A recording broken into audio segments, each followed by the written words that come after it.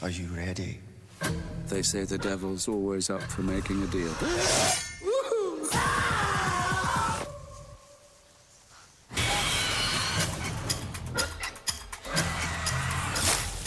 This is interesting.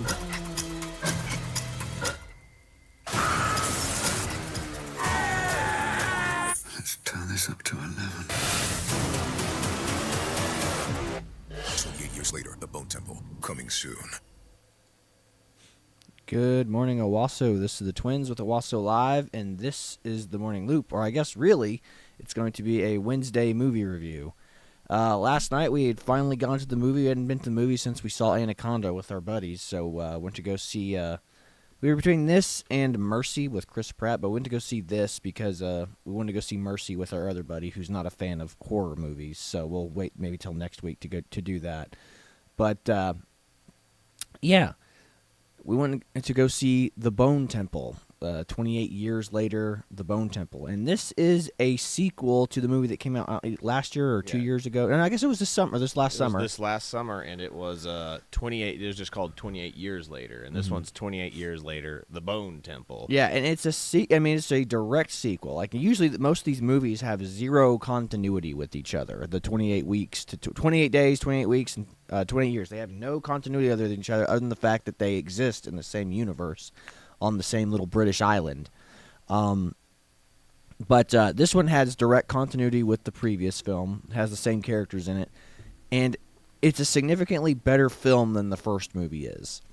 Like, honestly, if they had not made the first movie and just made this one, they'd have a stronger saved themselves case. a lot of money and trouble. Yes, yes, exactly. I mean, this one was less of a zombie film, but more of a Quentin Tarantino film set in a zombie apocalypse, is how I described it to my buddies. Because, again, the horror is not really... Because the zombies are not around much in this one, like, at all. Like, the zombies conveniently show up when convenient, But, I don't know. I don't even know where to begin with this film. So I guess, it's the first film starts off in a church. It starts off with, I guess, basically the main bad guy in this one as a child in a church. That's how the original one started, because you're just like, this is weird, because it shows like a priest or a pastor in a old church out in the countryside going, this is the Lord's will, and then like he allows all these zombies to come into this church and kill him and his flock, and his son's hiding underneath the pew or something, watching all this take place. Again, the level of hatred that Hollywood has for Christianity is kind of insane. Like, they really do not like Christianity. They make Christians the fools in every post-apocalyptic movie ever. And somehow this kid grows up to become... This kid who was allegedly raised by a preacher becomes a Satanist in this post-apocalyptic world. He thinks the zombies are demons, but they kill the demons, which I don't understand if they think that like the main character or the main villain thinks he's the son of Satan, or says he's the son of Satan. And the demons are Satan's children, but they go around indiscriminately killing the demons. You would think they wouldn't want to do that, because the demons, or the zombies, would be the servants of the Dark Lord. And they call Satan Saint Nick in this one, which I don't get. Like, Saint Nick is Santa Claus. Yeah, that must be an Irish or a British thing. Because I didn't hear that. It's the same thing with the Jimmy Savile reference that we're just like, we had no clue. Like, I mean, that would have made it a lot more terrifying seeing those people at the end of the first movie, because I thought that those people were just there to like rescue him. I was like, oh, that's awesome. These really cool, skilled, zombie killers are coming in, just like, oh, but if you knew the connotation of Jimmy Savile and how those kids were dressed, you'd have been like, oh, this has very negative connotations. But here's the thing, though. Like, none of these kids would have been... Like, hey, even the oldest guy wouldn't have been born when Jimmy Savile was around. Yeah. Like, this is crazy. Like, it's ridiculous. Like, the stuff that they do in this movie doesn't make any sense unless they had prior history of the world, which none of them could have because they were all born post-apocalypse. Yeah, that was even the thing. The kid's dad in the first one didn't even remember life in the old world anymore, because he was raised in the post-apocalyptic world. So again, the only person who should really have knowledge of any of that stuff would be the really old people, like in this case, the doctor. Yeah. So again, they have knowledge of things they shouldn't have knowledge of, or they're referencing things they shouldn't have reference to. It's like, why would they all want to dress like Jimmy Savile? Why would they all want to wear blonde wigs and tracksuits? It doesn't make any sense. And then all the kids, all the crazy kids, the Jimmies as they called themselves, like, they're super good at everything. Like, I guess basically the film would have us believe that they're just so crazy and unpredictable that they're just the best at killing zombies. It did give me like a Lord of the Flies like vibe, just like, who would be the first people in an apocalyptic society to go absolutely like crazy? It would be children. Kids, yeah. It would be children. But what I'm saying is, how is it they're so good at everything? Yeah. Like, they're not. It's not like they're training. Yeah, it's like they're not training in mixed martial arts. At the end of the first movie, they were like parkouring, ninjing all the zombies to death, and you're just like, who taught them this? Yeah. Who taught these kids this? Like, there's not a freaking dojo that was around that was probably teaching these kids how to do parkour. There's and jujitsu. there's no YouTube videos. There's no parkour tutorials. Like, these kids are just amazing. And again, they of course they have. I don't know. I guess we should probably start from the beginning. So again, the movie starts with this sacrilegious preacher allowing zombies into his church to turn them all into zombies. And this is 28 years later, not the Bone Temple right now. And then it cuts to Spike, who's the little kid who's the newest member of the Jimmies in this film. But yeah, it's basically a coming of age story for him. Like, he goes out and goes on a hunt with his dad to go get food and come back to their little island village. They have to. The rule is they have to kill a zombie and they have to go out and forage for supplies to bring back to the camp, which is on this island. That during the day, the water rescinds to where they can cross, but then in the evening, all the water comes back. High tide comes back in, and nobody can get to this island. It's kind of like, what was that? Like, what was that one movie? They have made several movies about islands like that. Like the one where the murder happens and they're trapped on the island, and then same thing with that. Crimson Peak did it too. Crimson Peak was like that. There's a bunch of movies like that. And then the Lady in Black also did that, where, we can't get across. You can only get across at this time. So once you're out there for the evening, you're stuck. So yeah, a bunch of horror movie like references Tropes. always do that. But again, we don't spend like any time on that island other than like the very first part of the movie. Then the kid is off on his adventure in the So he goes off and he does his first kill with his dad, but his dad helps him get the first kill, so the kid doesn't really feel like he did. And again, he's living in this world where it's like, it's not really like, it's like he can't accept how the real world is. It's like, this isn't how it really is it, Dad? And it's like, yeah.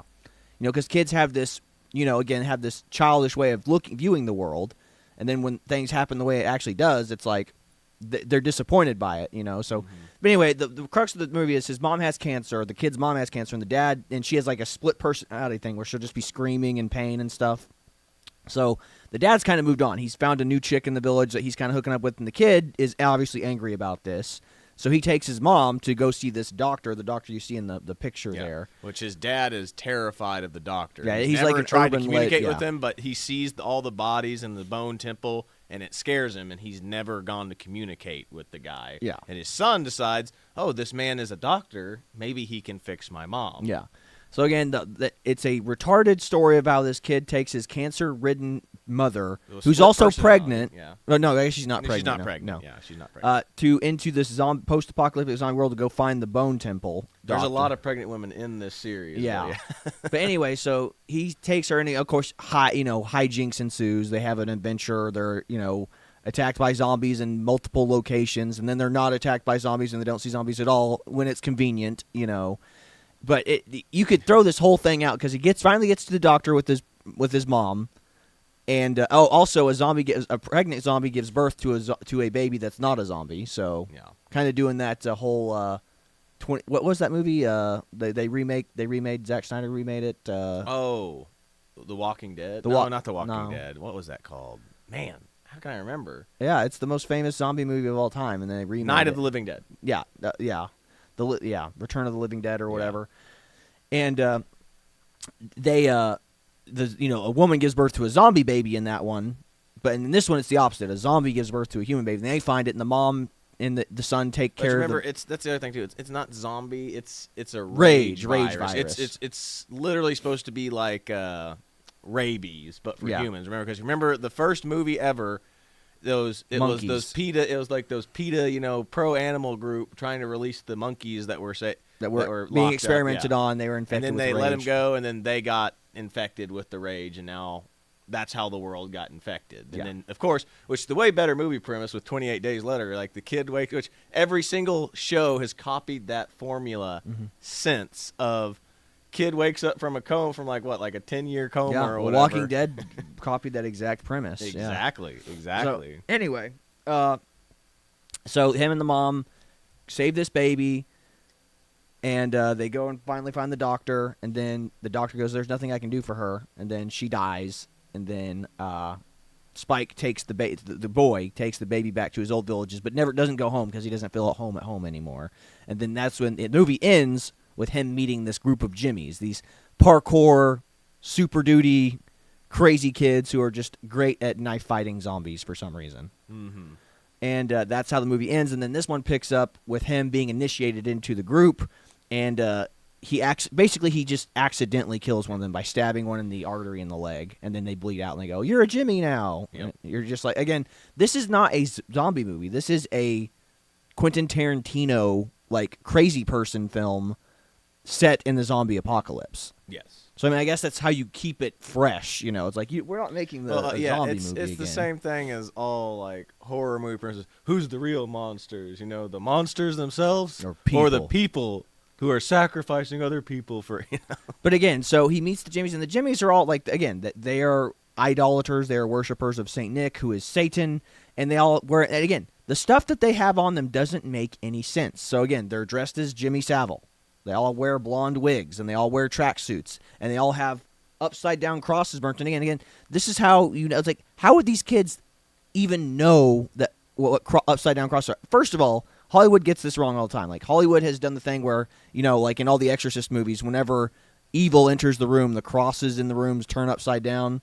Well, that's the sign of St. Peter, or the first pope, because he was crucified upside down. Yeah. So if you're a Christian, it's like that's not a symbol of the devil, but visually it's basically saying that whenever that happens, like Satan or an evil force or evil presence has entered the room. But again, that's not what that means. That's not what that represents. The upside-down cross is going to represent St. Peter or the first pope. And all these kids have upside-down crosses on them, and, he's wearing a upside-down cross necklace on his he's wearing a pendant of an upside-down cross, And how does he know about this stuff? Where is he getting this from? It doesn't make sense storytelling-wise, because they didn't grow up watching movies or TV. These people grew up 28 years after. The kid was barely, looked like he was barely 8, 9 years old in the thing. There's no way he was watching The Exorcist. Yes, exactly. Especially if he grew up in a religious household. Mm-hmm. But, yeah, no, so he's got all this imagery, again, representing Jimmy Savile. So this is one of those things where it's like the movie doesn't even describe why they dress this way, why they fancifully go around this way, but it's like they go, well, they're representing Jimmy Savile. They look like Jimmy Savile because Jimmy Savile was evil. It's like, okay, I get that, but how do they know that, and why are they dressing like that? Yeah. How would they know who Jimmy Savile is, who was a pop star in the 80s, not in the 2000s, which is when the first or these kids would have been born. No, when the first movie happened, which is when the zombie apocalypse or the rage virus, whatever you want to call it, happens. Mm-hmm. So then the question need be is how would they do it? I mean, are they watching? Does this guy just dig through old newspaper clippings and stuff? Yeah. So again, it's just very strange how they have this knowledge, and it's not explained at all. And I guess it doesn't have to. But again, this is not a zombie movie. This is a Quentin Tarantino film set in a zombie apocalypse setting. And again, it's them doing their crazy things. It's like whenever you cut away to a group of people, it's like, oh, we know these people are about to die, and then they come back and like, oh, the Jimmies are sitting in their house on the dinner table, and they're going to have an awkward conversation, and then again, Hollywood always expects you to believe unbelievable things. Mm-hmm. There's this guy, again, a pregnant woman and an old man and a young guy. So the young guy is terrified. The girl is capable, and the old man is an idiot.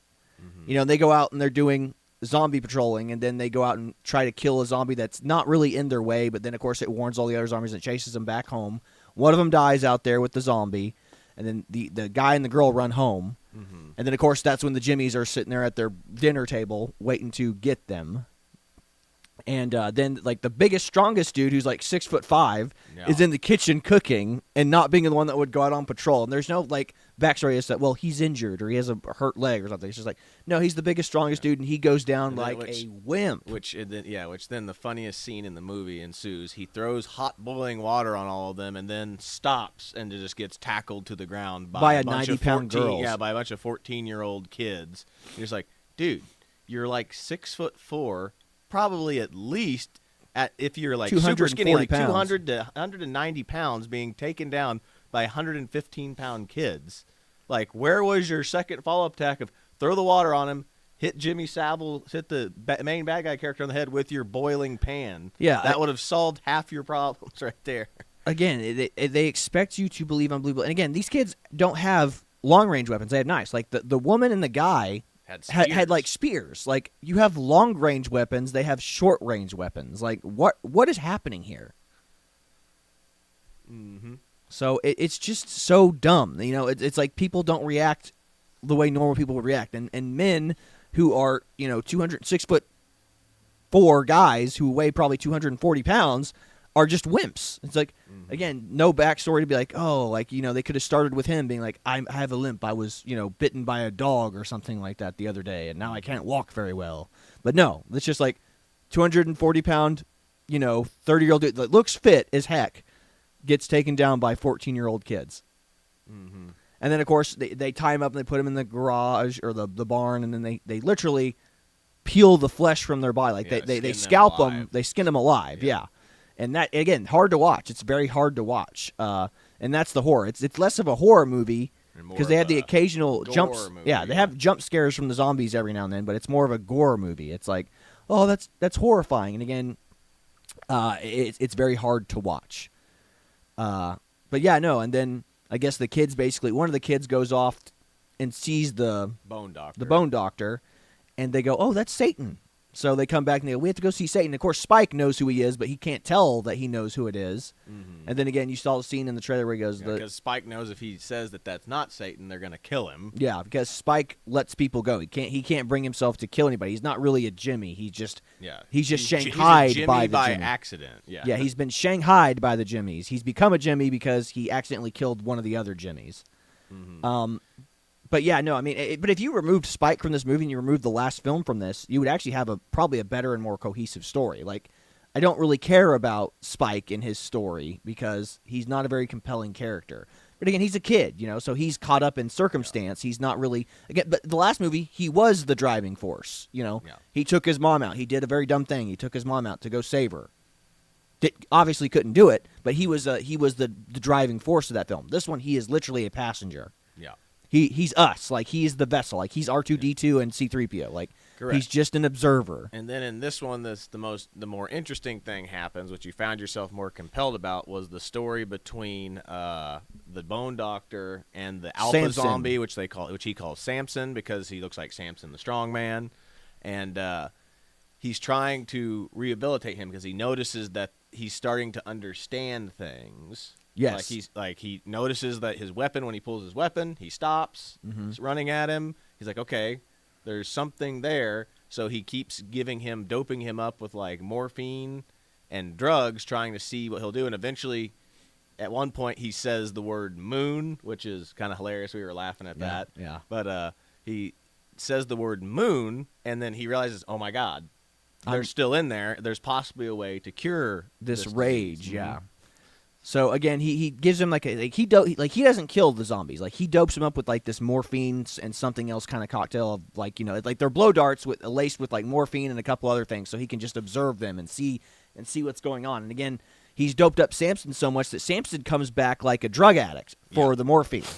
So he just keeps coming back, and then again, eventually he realizes like this morphine knocks him out enough or calms him down enough to where he can actually start having memories and starts remembering who he was. And eventually it gets to the point where he gives him like a super cocktail of like I don't know, some type of drugs that he kind of amalgamated together. Yeah, he comes to the conclusion that that's a psychosis on top of, you know, the rage and the overheat and the you know, whatever else is going on with it, the virus. And yeah, because like he actually at one point when Samson's chasing a person and like destroys them, like rips their head and spine, Mortal Kombat, you know, rips head and skull Predator. out. Yeah, yeah, but yeah, or Predator. Yeah, that's good. But he sees the guy, and you know, it reminded me of what was that Will Smith movie? It's a remake, of course. I Am Legend. I Am Legend. It's like Omega Man. the zombie or vampire type beings see them as monsters, see regular people as monsters. Yeah. And that's how the zombies or the rage virus sees normal people. They see them as like these demonic looking beasts that they have to destroy, and it's like, Except they have to eat their brains too. yeah, exactly. Yeah, except they'll tear you apart and eat you alive. But Yeah. but regardless, that's what he realizes. It's a psychosis thing. So he goes, I can treat this with medication, and it. Big spoiler, it actually ends up working. Like, slowly and over time, it ends up working. Yeah. So, again, then it comes to it because he's doing this while the Jimmies are off doing their stuff, and then eventually it comes together when the girl sees him and views him as the Satan because he's got this red skin, but he's got iodine dripped all over him because it kills the virus. Liquid iodine kills the virus. So she thinks this orange-skinned man is Satan, so they all come back and they go to meet him. So, but Jimmy Prime, you know, knows that that he's making all this stuff up. So he goes, "That is Satan, but I have to go alone to go talk to him." You know, so again, he's the prophet of this religion, kind of like Muhammad. You know, he's the prophet of this satanic religion, and he goes over there to talk to him alone. He goes, "You have to help him." He goes, "Are you Saint Nick?" And he's like, "Nope." And of course, you know, it's like the whole, I'm an atheist, learned scientific doctor. I'm smarter than everyone else, you know. And he goes, I'm an atheist, you're a Satanist. He goes, we can come to a deal. And, you know, like in the trailer, goes, you know, the devil's always wanting to make a deal, you know. So he makes a deal to basically put on a performance with him and, you know, basically tell them to treat him like he's his son and all that stuff. So that way his followers will believe and continue to follow him without any questions. And then he goes, continue your good work to please me, kind of thing. So he puts on a big spectacle, you know, with the fire around the Bone Temple and all that stuff, and the kids are absolutely awestruck by it. Yeah, and he's playing, you know, he's playing a record, you know, on a sound system, which to the kids, you know, like they've never seen or heard anything like that, so they're like, wow. And then he like dusts them probably with some type of like hallucinogen types medicine that he has, and like they're all like just mesmerized by the performance, by the spectacle, and it's a pretty good little it's a fun scene. It's a fun scene for sure. Like, that's what's going on in the thumbnail right here. He's putting on a show for the Jimmies. Yeah. And again, so he basically just does his little spiel, but then he realizes when he sees one of the eyes of the kids there, he realizes that it's Spike. Yeah. Spike, who is the kid that helped the first one. Yeah, and he goes, you know, and then he changes the plan, and, you know, hijinks ensues after he changes the deal between him and Jimmy Prime. But anyway, yeah, so I won't give too many spoilers away for the ending, but, again, it just kind of left me feel, again, more questions than answers, you know, like, what do we do with the knowledge that, again, Samson, the zombie, actually gets attacked by other zombies because he's coming out of his rage stupor? And again, the other thing, too, is how do the zombies sense that when a zombie is zombified and when a zombie is not becoming zombified. unzombified? Because he's still like the alpha zombie, you know? And again, that's one thing I hated, too, about the last one. It's like they created, there's an alpha. It's like, what do you mean there's an alpha? Like, it's the one that all the other zombies listen to. None of them listen to each other. Like, they are just, like, the only reason you would call him an alpha is because he's just a big bad one, you know? Doesn't mean, like, again, because it's not like he communicates with the other ones and goes, attack on my behalf. Yeah, the frickin' 6'5" guy built like a frickin' lineman on, you know, an NFL football team. Like, that's the only reason you'd call it the alpha. You're just like, what the heck? And two, is like, the other part that doesn't make sense is like, to me, I mean, I guess you could say the alphas are the strongest because they eat the most or whatever, or they, you know, consume the most resources or whatever. Because they can clearly starve to death, as we saw from the first one, because the one that was like damn near skeletal when he was trying to chase him, and he's like, shoot that one, son. Yeah. And same deal. It's like, okay, so, and remember, it's a rage virus, they're not zombies, so they can still be killed pretty easily. And again, like, just stabbing them and letting them bleed out kills them, apparently. But, I don't know, it's really weird, because Samson has been shot, like, tons of times, and he's still okay. Yeah. So, I mean, that was the whole point of this one, was like the doctor was pulling arrows out of Samson, and you're just like, how are you surviving these things? Because if they're still technically alive from a rage virus, you can still be mortally wounded. Yes. Again, it's like they're breaking their own rules of what these creatures can and can't do. Yeah. It's like, again, zombies convenient when convenient. Yes. And again, there's multiple times where, like, when he comes up with the plan, they go, okay, you're going to camp out here in the woods with a big open fire. And the Jimmies are literally just out in the woods, out in this zombie-infested woods, and zombies never bother them. Never. And then he goes off to sneak away, and that's when one zombie, being quiet as heck, and then a zombie appears out of nowhere because it goes, I heard you, and then it tries to attack Spike as he's running away. And you're just like, how convenient that they slept there all night burning a fire, talking loud and obnoxiously, because that's what the Jimmies do. Like, they're not afraid of anything because they're Satanists, It's like, why wouldn't it go after the big group and go by the fire? No, it goes after the little kid sneaking away who's being quiet as heck. Mm-hmm. It's like, again, zombies convenient when convenient. And, it again, I'd say overall this is a very good movie. It's better than the first one. Yeah. Yeah. We're knocking We're it nitpicking. we're nitpicking right now, but it's actually way better than the first one. It's actually a very good movie, but again, it's not really scary, it's gory. It's not horror, it's gore. Yeah. Yes, yeah. And again, it's horror from, it's like, but it's human horror. It's like these people who are skinning these people alive, and you see it, you get to see them peel the flesh off of people's skin. You're just like, yeah, that's terrifying, but it's not scary as much as it is like, it's scary what people are willing to do to each other. It's scary that the Jimmies are willing to go this far to hurt people and to to prove their mettle to Satan, Mm-hmm. And again, I hate the anti-Christian kind of sentiment that kind of goes throughout the film. It's like, again, I'm the bone doctor. I'm above, this silly religious stuff. Yeah, but that's the other part too. Is like, if you acknowledge that the devil is real, therefore God must exist. Mm-hmm. Like that's the whole point. Is like it always makes me it always makes me think that that's hilarious. Is like, you'll acknowledge that the devil's real, which means that has to be an acknowledgement that God must be real. Mm-hmm. So yeah. That's what I always find funny about these horror movies. They're like, religion bad, God bad. Just like, but these people obviously believe in the devil, so therefore, if the devil is real, aka God must be real. Yeah. It's like, so in proving a point that God is, to be made fun of or whatever, you're proving that God is real. Yeah. Yeah. But, it's the whole Hollywood duel. If God is all powerful, he cannot be all good. And if God is all good, he cannot be all powerful. That's You it. know what I mean? Except it's that mentality. with the acknowledgement of, like, free will, which that's where the church comes in, is like, no, because there's free will. Like, you have to willingly submit yourself before God. Because, again, it's the same thought process of a marriage. Would you really want to be married to somebody that didn't really love you? Yeah, you're dating a girl and you find out that your dad had been paying her to date you for the last 2 years, and it's like, does she actually love you, or does she just love the idea that she's getting money. For dating you? It's like, yeah, that would destroy a person. Mm-hmm. It's like, love must be given freely. It's like, I give my love freely to God. Because I choose to be a Christian. It's like this. It's just, again, it's people thinking it's big brain takes, but it's actually little brain thinking. It's like going, yeah, God can't be real. It's like, oh, okay, yeah, you put a lot of thought into that, didn't you? Mm-hmm. Well, again, that's the main thing, is like people who like to have other people do their thinking for them. It's the whole thing what we always talk about, like kind of bringing it back to politics, is like Democrats will always appeal to the lowest figures of authority because they want somebody else to do that thinking for them. I don't have time to think about stuff like that. Yep. It's like, so let's let the authorities, or who I deem and then whenever we go, well, we don't have to worry about morality and what is good because we have God for that. And then they go, wow, that's so low brain. What a low brain take you have there. Mm-hmm. You're not a very high functioning adult, are you? Exactly.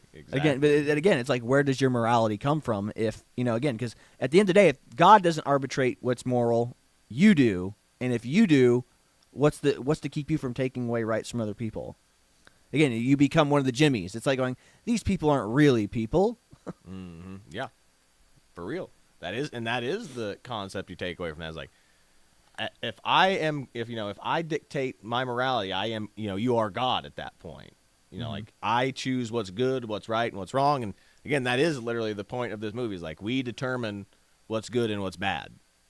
Scary stuff when man decides to determine what's good and bad, because bad things will always happen when man determines what's right and wrong. Mm-hmm.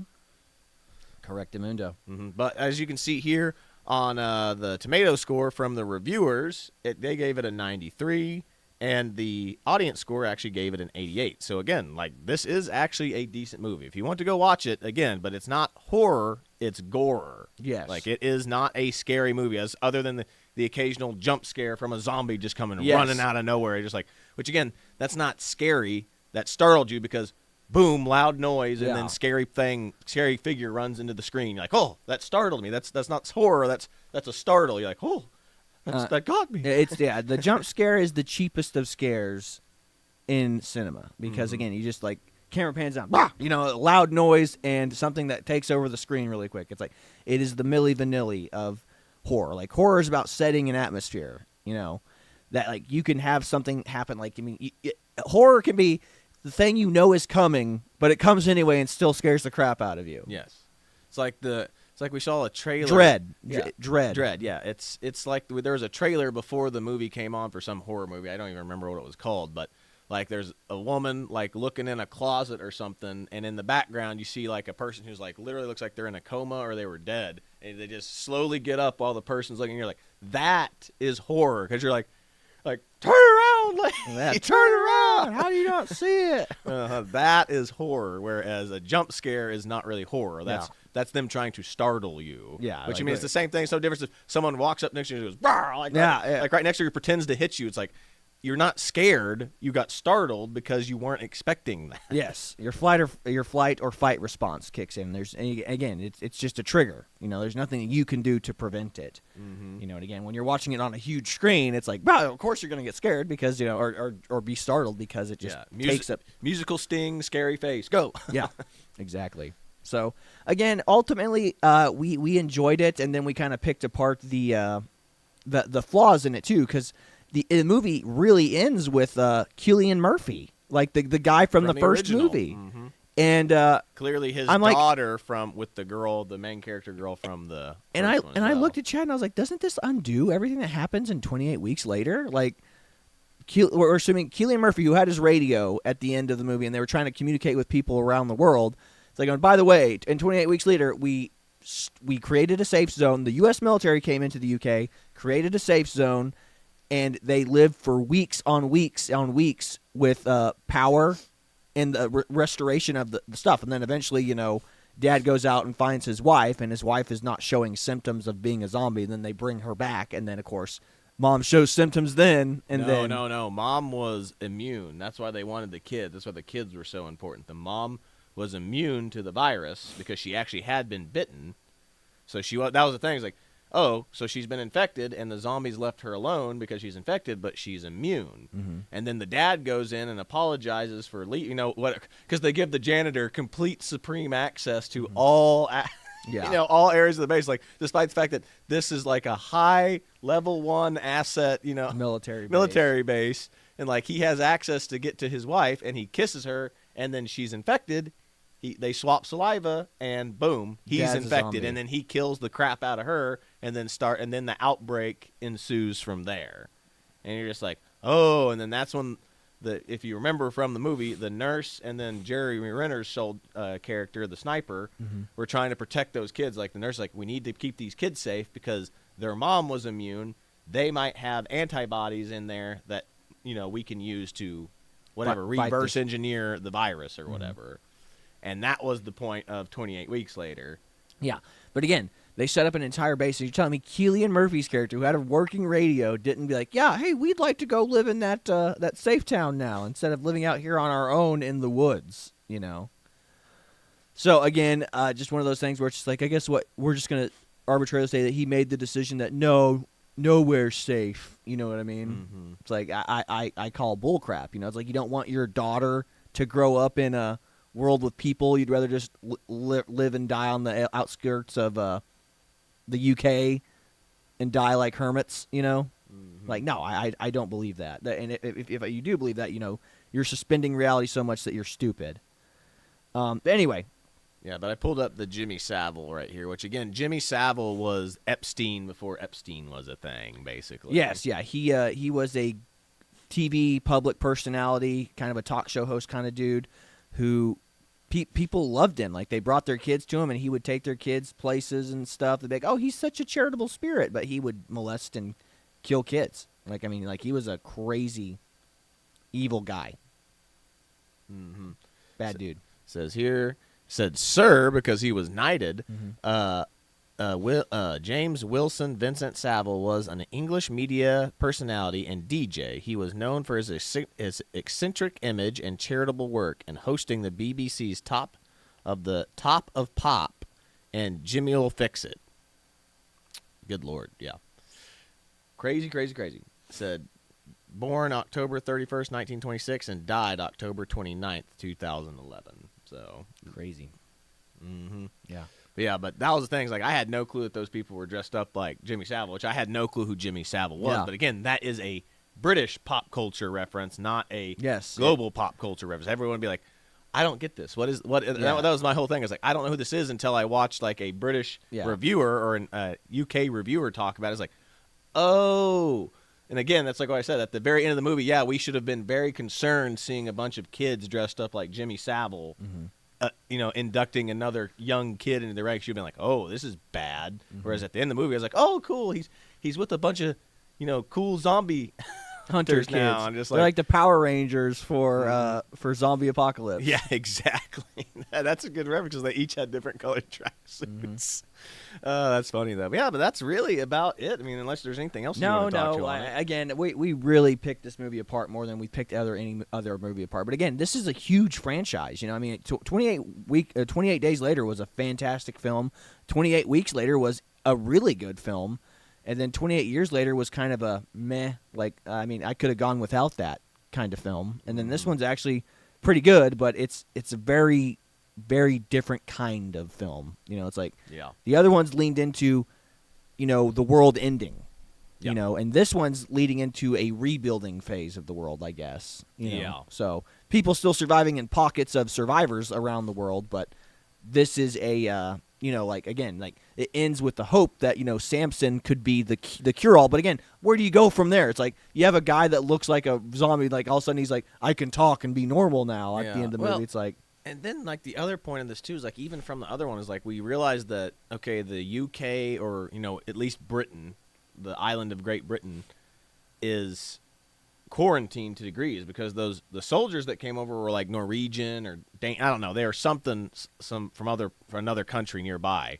And they're like, yeah, we're stranded here now because our ship went down or our ship crashed or whatever. Yeah. Coral reef or something. And then you're like, okay, but... you think they'd send like a rescue team or, why aren't we thermonuking or thermobombing, that or two? Like, so it means that there's other countries out there that could deliver like weapons, food, and supplies to the people of Britain that are still alive. Like, they could go through and get a standing army and just go through and wipe out all the zombies again. I mean, that was the whole point of 28 Weeks Later. It's like, yeah, the Americans came in and we got this crap under control. Yeah. Like, why can't we do that again, too? Again, it's like one movie completely contradicts another movie. Yeah. And it's just it's always just so silly to me. Again, that's agreed. But yeah, ultimately an enjoyable watch.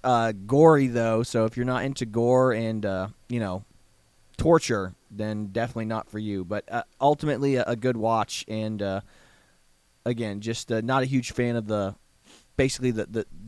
anti-religious themes that these movies kind of every time, man. Yeah. Every time if they can degrade Christianity and white men, or straight white men, they will do it. And they did both in this movie at one point with that 6'4" guy that's just like, I'm cooking dinner, and then throws water, immediately gets taken down, throws boiling water on the bad guys, gets taken down immediately.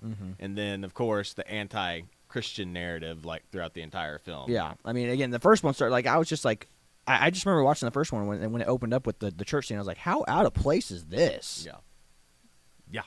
And again, the character that wasn't even introduced until the very end of the movie, and the only reason we even knew that was because him he referenced was because it. of the second movie he reference. He referenced it. So if you hadn't seen the first movie, you'd be like, what the hell is this guy talking about?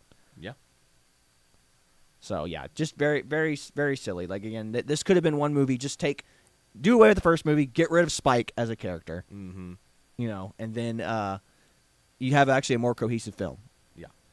And again, just like the whole thought process of, I'm going to take my cancer-ridden, like bipolar mother out into the wilderness instead of going to go get the doctor and bringing him back to the village, which would have made way more sense. Yeah, absolutely retarded. But yeah, it's like, well, I just want to get away from my dad because dad's cheating on mom, and that makes me mad. It's like, mom's dying. It's like, I get why dad's doing what he's doing. And the other part of that is, too, is like, it's thought process of it shows you why a split household is a bad household. Yes. Is like, he's trying to, if I can fix mom, dad will come back to mom, and everything will be all right. It's like the kid, unfortunately, the aspect of the kid, if I can make mom and dad happy again, I will. And you're just like, oh, that's why that movie kind of works, because you're like, oh, this is really sad. But yeah, as an adult, you're just like, this, like, I mean, if you're a kid, maybe like, yeah, you do that. But like, as an adult, you're like, that's fucking stupid.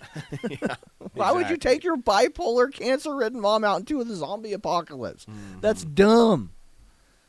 Extremely. Yeah, that's pretty much, I think, all we have, unless there's anything else that you think that we need to touch on or that we missed about this. But again, the best, we could just do a quick ranking really quick. The best of the 28 series, I'd call it the 28 series. Yeah. 28 Days Later is by far the best. Like, that movie was completely thought.